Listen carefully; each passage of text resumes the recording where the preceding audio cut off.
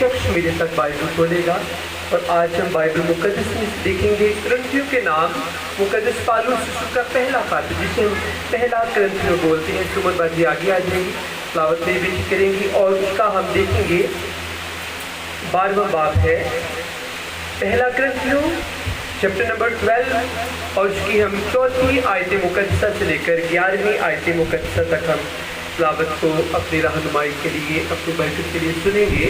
करंथियों के नाम मुकद्दस पौलुस का पहला खत और उसका 12वां बाब है चैप्टर नंबर 12 और उसकी हम 4थी आयत मुकद्दसा से लेकर 11वीं आयत मुकद्दसा तक। सिस्टर आगे आ जाएंगे प्लीज़, यहाँ पर मेरी रोशनी थोड़ा सा दूर है तो बुझने दें।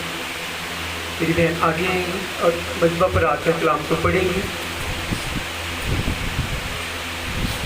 जो बाहर है प्लीज़ मेरी आवाज़ आप तक पहुँच रही है जी, गौर से सुनेंगे।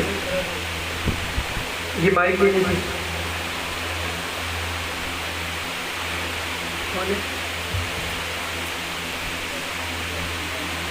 माइक कौन कीजिए।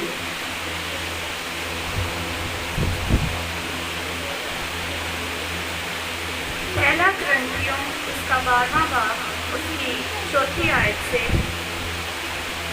मेहनतें तो तरह तरह की हैं मगर रूह एक ही है, और खिदमतें भी तरह तरह की हैं मगर खुदावन एक ही है, और तासीरें भी तरह तरह की हैं मगर खुदा एक ही है, जो सब में हर तरह का असर पैदा करता है, लेकिन हर शख्स में रूह का ज़हूर फ़ायदा पहुंचाने के लिए होता है, क्योंकि एक को रूह के वसीला से हिकमत का कलाम अनायत होता है और दूसरे को उसी रूह की मर्जी के मुआफिक इल्मियत का कलाम, किसी को उसी रूह से ईमान और किसी को उसी एक रूह से शिफा देने की तौफीक, किसी को मौजज़ों की कुदरत, किसी को नबूवत, किसी को रूहों का इम्तियाज, किसी को तरह तरह की ज़ुबानें, किसी को ज़ुबानों का तर्जमा करना,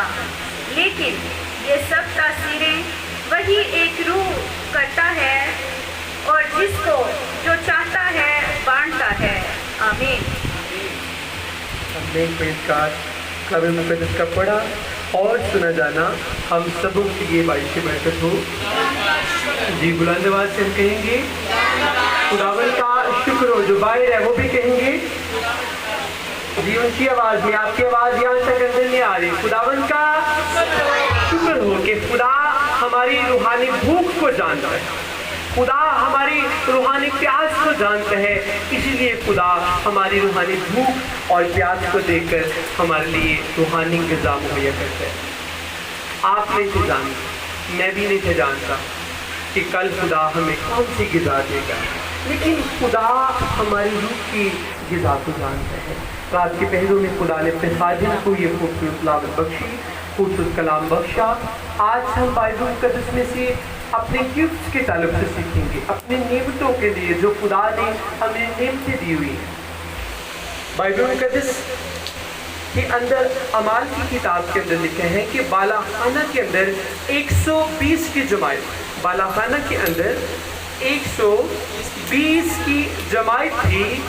तमाम के तमाम वो जितनी जमात थी वो सारे के सारे यीशु मसीह नासरी को अपना शख्सी निजात दहिंदा कबूल कर चुके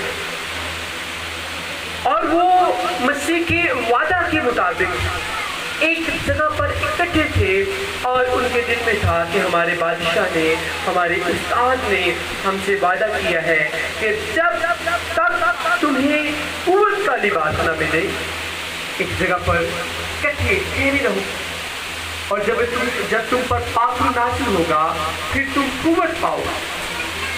तो ये जो अल्फाज है कि जब पाकरू तुम पर नाजिल होगा तो तुम क़ुव्वत पाओगे। पाकरू की क़ुव्वत के अंदर से रूहानी नेमतें और रूहानी फल निकलते हैं। गौर से सुनिएगा जो देख रही है लाइव भी। पाकरू की क़ुव्वत जब हमारी ज़िंदगी में आती है, उस क़ुव्वत के अंदर से हमारे लिए रूहानी नेमतें और रूहानी फल पैदा होते हैं, हमारी ज़िंदगी के अंदर पैदा होते हैं, हमारी ज़िंदगी के अंदर उतर आती है। लिखा है, मेरी बेटी ने तिलावत की अभी खूबसूरत कलाम मुकद्दस में से, अभी हमने सुना, लिखा है नेमतें तो तरह तरह की हैं मगर रूह एक ही है। इस पैसेज के अंदर पौलुस रसूल हॉली पॉल 9 नेमतों का जिक्र करता है। मैं चाहता हूँ सिस्टर परी बेटी की मामा सारे बच्चे आगे आ जाएंगे, जो बाहर आ रहे हैं अभी बाहर जगह देंगे ताकि वो भी बैठ सकें। बेटी जैसे का सारे आगे आ जाएंगे, देखिए आगे जगह है ताकि जो आ रहे हैं, मैं चाहता हूँ कि हमने सबको कलाम सुनने का मौका देना है। ठीक है, नेमतें तो तरह तरह की हैं मगर रूह एक ही है। पाकरू की बात की गई, पाकरू एक है, जैसे हमारा खुदा एक है। गौर से सुनिएगा, खुदा एक है। हम मसीही 3 खुदाओं को नहीं मानते। हमारा जो खुदा है वो एक खुदा है और एक ही उसका बेटा है जिसका नाम यीशु मसीह नासरी है। गौर से सुनेंगे सारे, एक ही हमारा यीशु है जिसका नाम यीशु मसीह नासरी है, और एक ही पाकरू है। ये वही पाकरू है जो पानियों की सतह के ऊपर जुम्बिश करता था। अगर द बुक ऑफ जेनेसिस को हम रीड करें, पैदाइश की किताब में हमें मिलता है कि खुदा का रूह पानियों के ऊपर जुम्बिश करता था। जी, खुदा का रूह पानियों के ऊपर जुम्बिश करता था।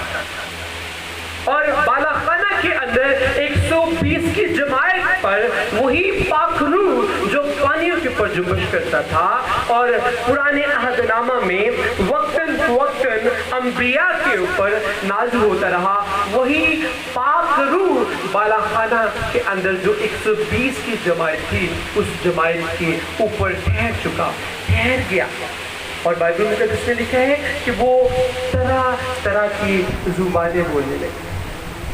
पाखरू जब उनके ऊपर आया, पाखरू की कुव्वत जब उनकी जिंदगी में आ चुकी, बेटी परी गौर से जरा सारे बच्चे कलाम की तरफ तवज्जो करेंगे। जब पाखरू की कुव्वत नाज़िल हुई तो पाखरू की कुव्वत के आने से एक अजीब बदन के अंदर काम हुआ और रूह के अंदर काम हुआ।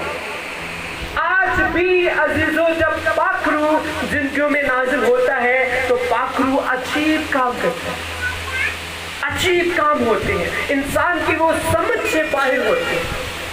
इंसान अपने अंदर फर्स्ट ऑफ ऑल एक कुव्वत को महसूस करता है। अपनी जिंदगी को इंसान रिलैक्स महसूस करता है। वजन हमारी जिंदगी से जाता रहता है, कंधों का बोझ, दिल का बोझ, दिमाग का बोझ, बॉडी का बोझ, सब कुछ जाता रहता है। इंसान अपने आप को हल्का फुल्का महसूस करता है जब पाखरू हमारी जिंदगी में आता है। पाखरू की मैं ये आपको पाखरू के आने का मैं बता रहा हूँ कि जब पाखरू हमारी जिंदगी में आते हैं तो सिम्टम्स क्या होते हैं, कैसे हम फील कर सकते हैं। आप कई दफा दुआ करते हैं, आपका ध्यान कहीं और होता है और घंटा दुआ करने के बाद आप कहते हैं कि मैं थक चुका हूँ, मेरा सर दर्द हो रहा है। दुआ तो की है लेकिन दुआ करने के बाद कंधों के ऊपर बोझ है।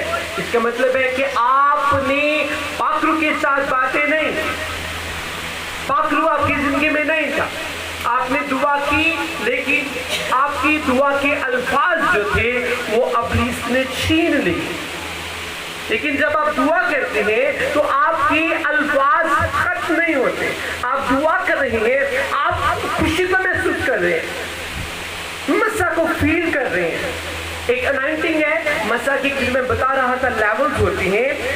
एक मसा है जिसे हम हैप्पीनेस का मसा बोलते हैं, शादमानी की अनाइंटिंग हमारे ऊपर आती है, हैप्पीनेस की अनाइंटिंग हमारे ऊपर आती है।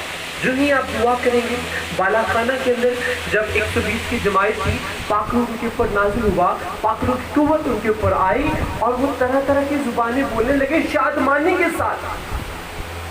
और वहां पर जितने थे हर शख्स एक दूसरे की जुबान को फॉलो कर रहा था।